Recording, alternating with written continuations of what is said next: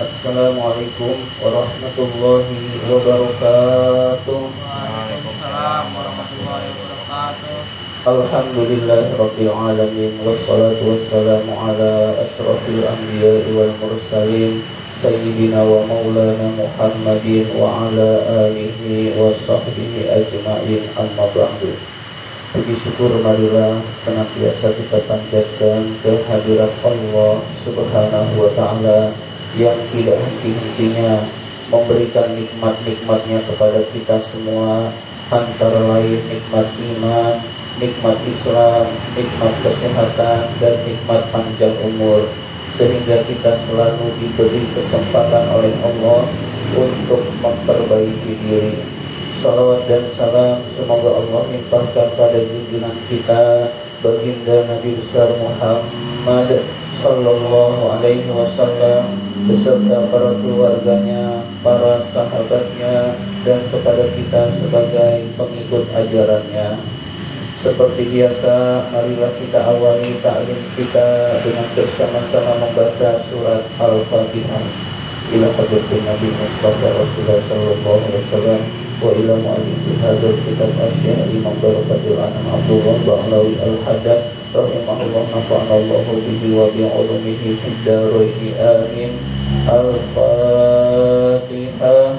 A'udzu billahi minasy syaithanir rajim. Bismillahirrahmanirrahim. Alhamdulillahi rabbil alamin. Ar-Rahmanir Rahim.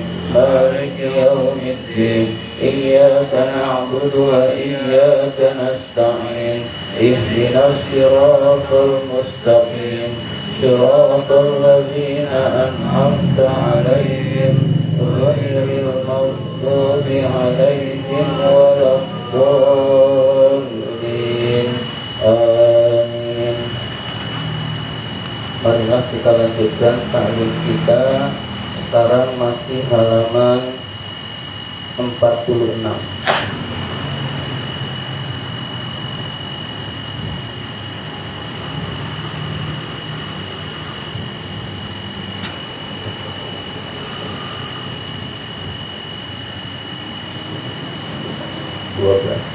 Baris 12 dari atas.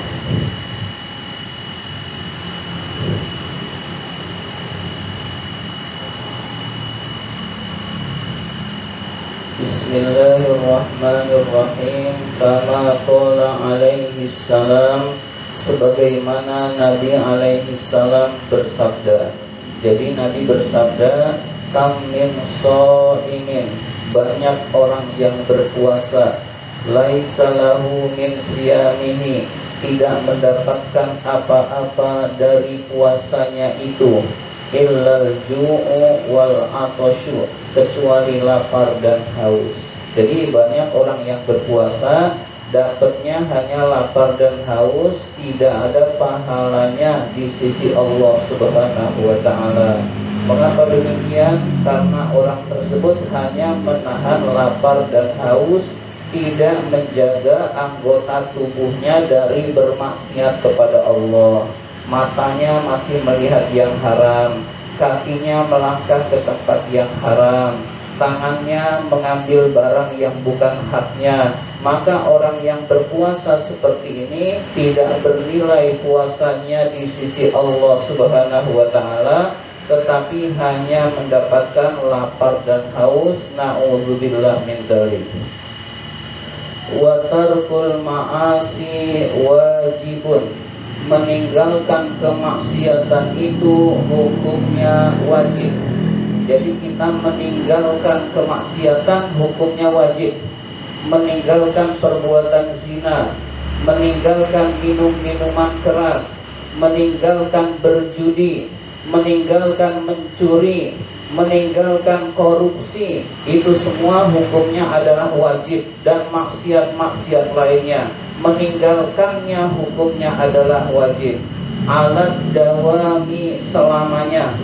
Alas shaimi, baik orang yang berpuasa, wa alal muftiri, dan orang yang tidak berpuasa. Jadi yang puasa dan yang tidak berpuasa tetap meninggalkan kemaksiatan itu hukumnya wajib.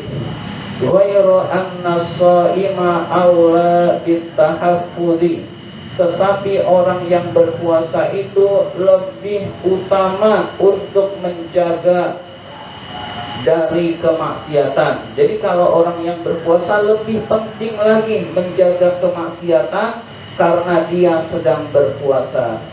Wa huwa alaihi aujabu, meninggalkan kemaksiatan bagi orang yang berpuasa itu lebih wajib, wa akadulan, dan lebih penting, lebih ditekankan.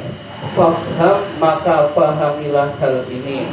Jadi meninggalkan kemaksiatan, baik dia puasa maupun tidak puasa, harus ditinggalkan. Tetapi kalau orang yang berpuasa harus lebih sungguh-sungguh lagi meninggalkan kemaksiatannya untuk menjaga puasanya agar bernilai di sisi Allah Subhanahu wa ta'ala. Qala alaihi salam, Nabi alaihi salam bersabda, as-sawmu junnatun, puasa itu perisai. Perisai itu tameng. Tameng itu kalau zaman dulu orang perang itu bawa pedang lalu bawa tameng yang bentuknya bulat. Jadi orang itu akan ketika diserang dia akan ditameng oleh sehingga serangan itu tidak mempan. Nah, puasa itu tameng atau perisai atau halangan dari godaan-godaan setan. Jadi setan sulit menggoda orang yang berpuasa karena puasa itu junnatun, perisai. Fa idza kana yaumu shaumi ahadikum, jika ada orang yang berpuasa, maka orang yang berpuasa itu fala yarfus, janganlah berkata jorok, jangan berkata yang jorok, yang tidak baik. Wala yafsuq, janganlah berbuat dosa. Wala yajhal, dan janganlah tidak mengerti tentang hal-hal yang berkaitan dengan puasa. Jadi orang yang berpuasa itu anggota tubuhnya, terutama mulutnya, dijaga dari hal-hal yang dilarang oleh Allah Subhanahu wa ta'ala. Fa inim ru'un syatamahu, jika ada orang yang memaki-maki, au qatarahu, atau memusuhinya, falyaqul, maka katakanlah, inni shaim, sesungguhnya saya orang yang berpuasa.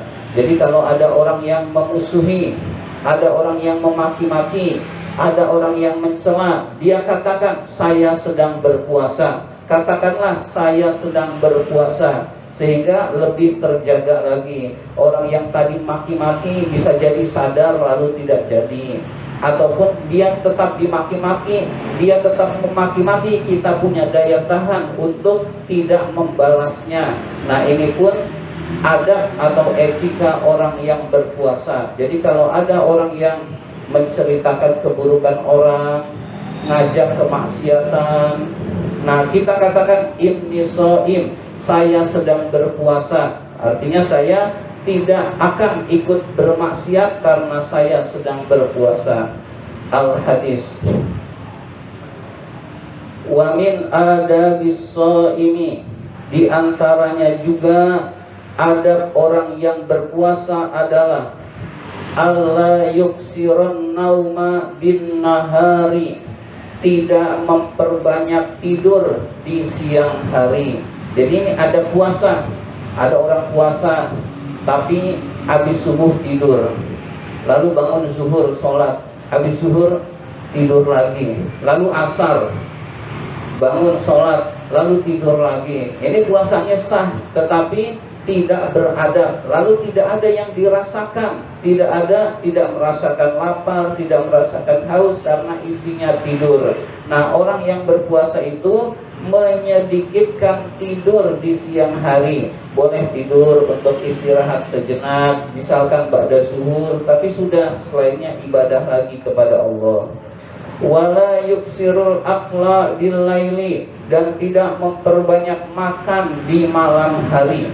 Kalau di siang hari wajib meninggalkan makan. Nah, kalau malam itu sudah boleh, tapi jangan memperbanyak makan di malam hari. Jangan sampai kita buka terus perutnya kenyang sampai subuh kenyang terus, maka ibadah akan malas hadirin sekalian.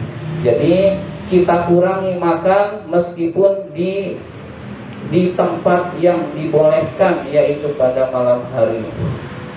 Wal yaqtasid fi dzalika, sedang-sedanglah di dalam hal itu.